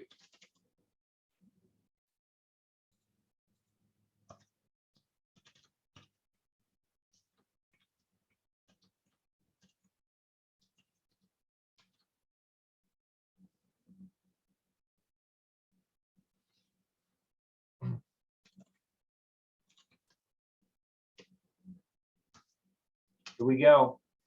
Which version of anthrax is easiest to transmit? Take a look at the data on your screen. Which one is easiest? Okay. Once again, because the cutaneous, meaning the skin anthrax, has a lower number of endospores for the same percentage of the population, ID 50, right? Has the lowest number. That means it's the easiest to transmit, the easiest to pick up. And so think about it. After 9/11, what was going on? The letters were being spread through the mail system. People were touching the envelopes, they were opening the envelopes, they were touching the paper, they exposed their skin to the endospore powder in the letters. And so it's no joke that people did develop anthrax. And while we didn't have too many deaths, we did have a couple deaths, and we also had a couple people that fortunately were treated successfully with antibiotics and their life was saved. But this was a terrifying time, and so long story short, for those of you that weren't alive during that period of history, you're likely to experience something similar in your life, right? You're already living through a pandemic, so why not another bioterrorist attack at some point? But let me just tell you that during the anthrax letters that were coming through the mail system, there was an anthrax letter that was sent up to New York City to the NBC reporter Tom Brokaw. Now, I hope you remember Tom Brokaw. He's retired now, but he was a pretty famous news reporter from NBC some years ago. So long story short, this letter showed up for Tom Brokaw. Tom Brokaw, being famous, he doesn't open up his own mail, so his secretary opened up his mail, and lo and behold, his secretary developed cutaneous anthrax. So, give credit to NBC that NBC paid for her to see the best skin doctors in New York City. And you know what? Not a single one of those skin doctors could identify what she had. And here's the reason why. Because, and I say this with a little bit of sarcasm, but it's still some truth to it, medical schools up to that point, and I would dare say even today, really do not emphasize training in biological weapon pathogens. That means the best skin doctors in New York City could tell you about your eczema, but they really couldn't tell you a damn thing about cutaneous anthrax. And so they had to get this woman to a doctor who had spent some number of his years of his life living in Africa. And this doctor had seen anthrax in person, up close in the real world, and immediately knew what this woman was dealing with and then knew how to properly treat. Okay? So it's like your education, right? There's only so much time, there's only so much stuff that we can dump into you. It's going to be the same for medical training for doctors at medical schools around the world. What kind of knowledge do we want our doctors to have versus what is it okay for them to ignore? Well, we've been ignoring bioweapons for a long time, and this might come around to bite us someday. It certainly bit that woman in New York City when none of the doctors could identify what she was dealing with. Okay, one more thing, I got to tell you this just because it's interesting. During the 9/11 attacks, when powder was found, the United States government would pick up the letter, typically using a special helicopter, and they would carry the letter out to Fort Detrick in Maryland. It's out in Frederick, Maryland. Out in Frederick, Maryland, U.S. Army has one of their main biological weapons research facilities. So don't go out to Frederick. You don't want to breathe the air out there. No, I'm kidding. It's okay. But at any rate, out in Frederick, Maryland, they would take these letters with the powder, they take them into their labs. And you know what? The government was really not that alarmed by anthrax. Why not? Because anthrax, if you identify it correctly and soon enough, can typically be cured with appropriate antibiotics. So the government was not terribly worried about anthrax, even though the general population was scared to death. What the government was doing, and this all comes out after the fact, right? Because you start reading things and you realize what the government was doing. The government was taking the powder to their research lab in Maryland, and they were examining the powder for the presence of what the government feared was a hidden biological agent within the anthrax powder. Okay, so let me ask you a question in the chat window.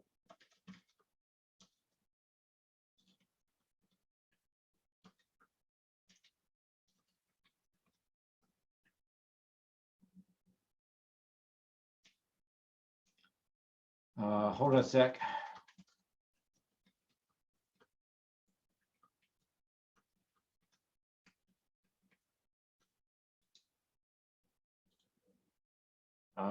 Here it comes. What biological agent was the government worried might be hidden within the anthrax powder? You have any guesses?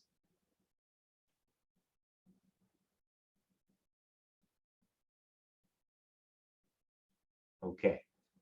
Wow. Okay. Thanks for participating. Yeah. Okay. Chelsea, I was going to comment on that. Okay. So I appreciate you saying that because it, it shows what we need to talk about, but it don't have too much time to talk about that. Cyanide would be an example of a chemical weapon, not a biological weapon. A chemical weapon, not a biological one. So you might recall some of that one word problem I had you practice, for your exam. Anyway, thanks for guessing. There's a million different things you could have answered, right? Here's what the government was checking for. I'm gonna put this in the chat window. Smallpox virus.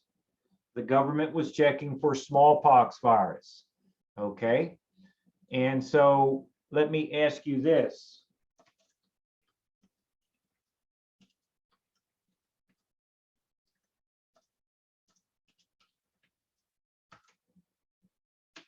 Are you vaccinated against smallpox virus? Are you vaccinated?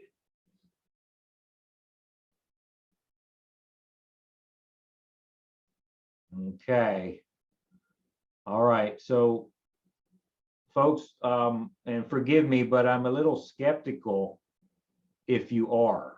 I'm a little skeptical if you are. Smallpox virus, smallpox vaccine is not typically given to the standard people in America today. You might have it if you spent any time in the military. If you spent time in the military, you might have been given the smallpox vaccine. But if you're younger than me, and most of you are, and you've never been in the military, I don't think you've been vaccinated against smallpox. So I think you might be confusing against something else. Okay. Okay, Kit, thank you for sharing. I appreciate that. But long story short, the US government was very worried about the possibility of smallpox virus being in that powder because, to a large extent, the vast majority of Americans are not vaccinated against that virus. And that would have devastating consequences if we were exposed to it, because we are not vaccinated and there really are no antiviral drugs that can deal with it. So either you are protected because you've been vaccinated, or you are at risk because you're not protected because you were not vaccinated. So I've never been vaccinated with it. I'm at risk. If I was exposed to it, there would probably be a very bad outcome. Okay. So it's something to think about with our world being what it is today. Okay. Wow. Let me finish this topic, 5-10 minutes, then we'll stop, okay? Then we'll stop and do our lab stuff. All right, so when we talk about infectious dosage, I also need to talk about lethal dosage, because infectious dosage tells you the probability that people will get sick. Lethal dosage tells you, the concentration of drug or biological agent needed to kill somebody or kill a certain percentage of your population. So let's do this. I'll make this C, lethal dosage. Lethal dosage tells you the concentration of toxin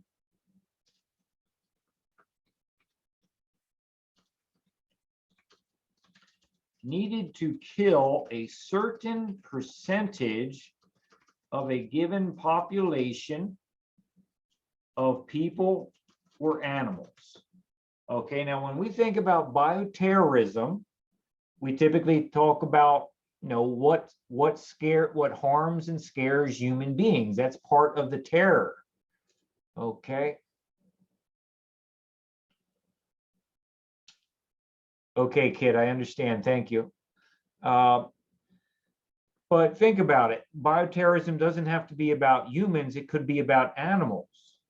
And thereby, if we attack the animals with a biological agent, we likely impact the food supply, the agricultural system that supports nutrition across the nation.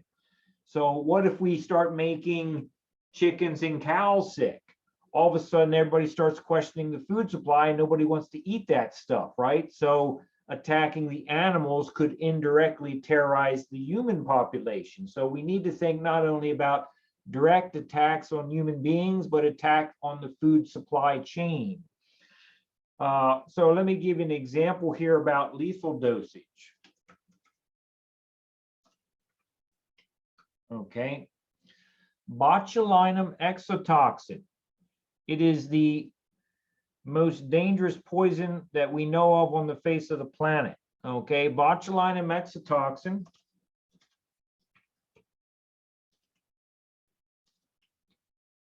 is produced by the bacterium Clostridium botulinum. Okay. Botulinum exotoxin has an LD50 in mice. Okay, LD50 in mice equal to 0.03 nanograms per kilogram of body weight. Nanograms per kilogram of body weight. Let me type that properly. Oh, there we go. Okay.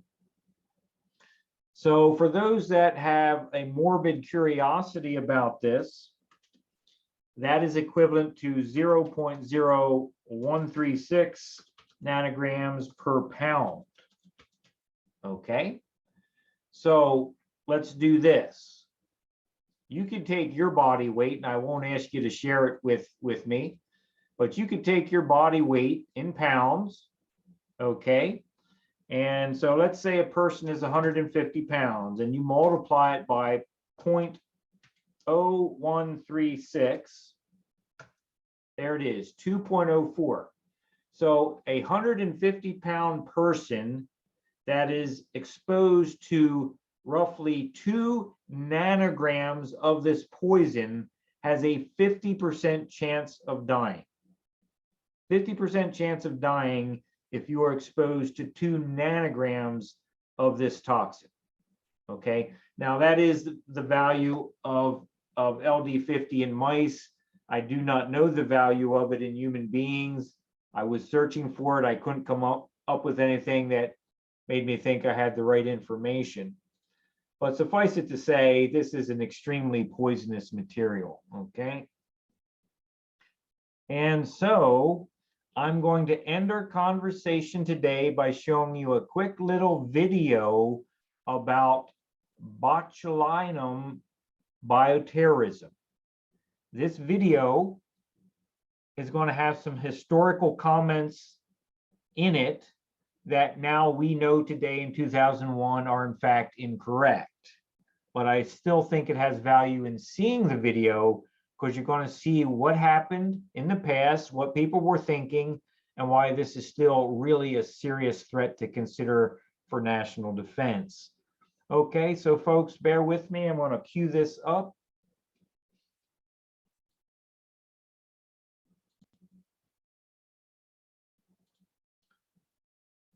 Okay, in YouTube, there are a series of videos on the history of bioterrorism. If you're curious, at some point you could do more of this kind of thing yourself. I'm going to show you this 3-minute clip on botulism. Okay, so here we go.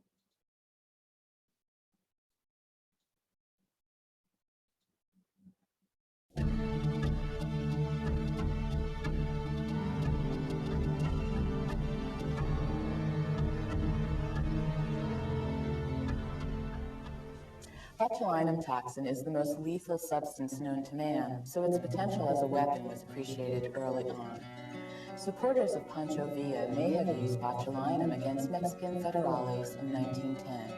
While the details are unclear, it's been said that they left behind recipes where they actually buried pork and green beans for several days. They then dug up this horrible concoction and used it to contaminate food, and they also smeared it on sharp instruments that they used as weapons. During the Second World War, intelligence reports indicated that the Germans were developing botulinum toxin as a cross-English Channel weapon to be used against invasion forces. In light of this, it's ironic that a hand grenade filled with botulinum toxins may have been used by Czech patriots who were trained and equipped by the British to assassinate Reinhard Heydrich, head of the Nazi Gestapo, in 1942. Inconclusive reports suggested that he died from the effects of the toxin rather than injuries sustained from the shrapnel. The United States' interest in botulinum toxins may have grown in part out of our suspicions about the alleged German program. The Soviets studied botulinum as well. While the U.S. actually developed botulinum as one of the lethal agents in its arsenal, both the United States and the Soviets ultimately gave botulinum a lower level of priority. Botulinum's usefulness for dissemination over large areas was inferior to that of other agents like anthrax and tularemia. Botulinum appears to have been Saddam Hussein's favorite biological weapon. According to United Nations documents, Iraq produced 19,000 liters of liquid botulinum toxins and 8,500 liters of liquid anthrax. Much of this was loaded into bombs, and Saddam was apparently fully prepared to use these weapons. Obtaining the bacterial cultures for production of botulinum toxins was unfortunately relatively easy for the Iraqis. The Iraqis got the culture that they use for weaponization from a supply house in the United States, and they selected the same culture that we had weaponized back in the 40s and early 50s. So by getting this culture from the supply house, we saved them a lot of time and energy and effort because they didn't have to go out and search for a very strong toxin producer. Botulinum toxins aren't great open-air biological warfare weapons because of their limited range and relative instability, but terrorists could potentially use the toxins effectively in enclosed areas or to contaminate food supplies. Okay, folks, so not to depress anyone, this is kind of a heavy topic, isn't it? You don't like to talk about this kind of thing. But nonetheless, if we don't think about some of the nasty things that have happened in our past, our history, I'm absolutely convinced we will repeat these events again. Okay, so we'll stop just about now. But let me ask you, from having watched the video, let me ask you a question in the chat window.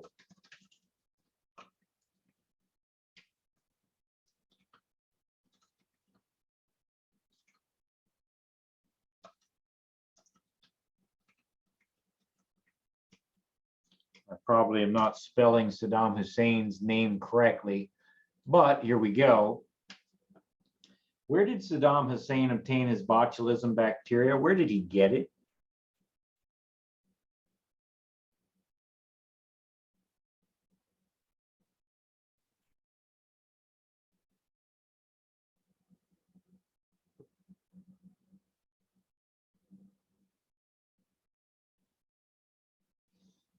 Were you able to pick that up during the video, folks? I know the quality of the video is not the best. Okay. Okay. All right, so I guess maybe that didn't come through so well. So let me just tell you here in the chat window.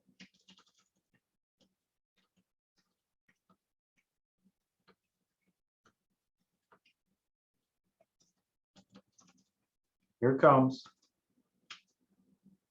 He ordered it from a bio supply company in the United States. That's where he got it. Okay. So what I'm saying is that this stuff is not that hard to get a hold of if you know what you're doing. Okay. And it's scary business out there. Okay.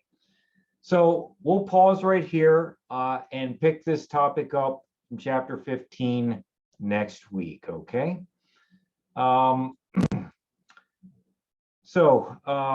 Let's see here. I'll stop recording at this time since I'm done lecturing.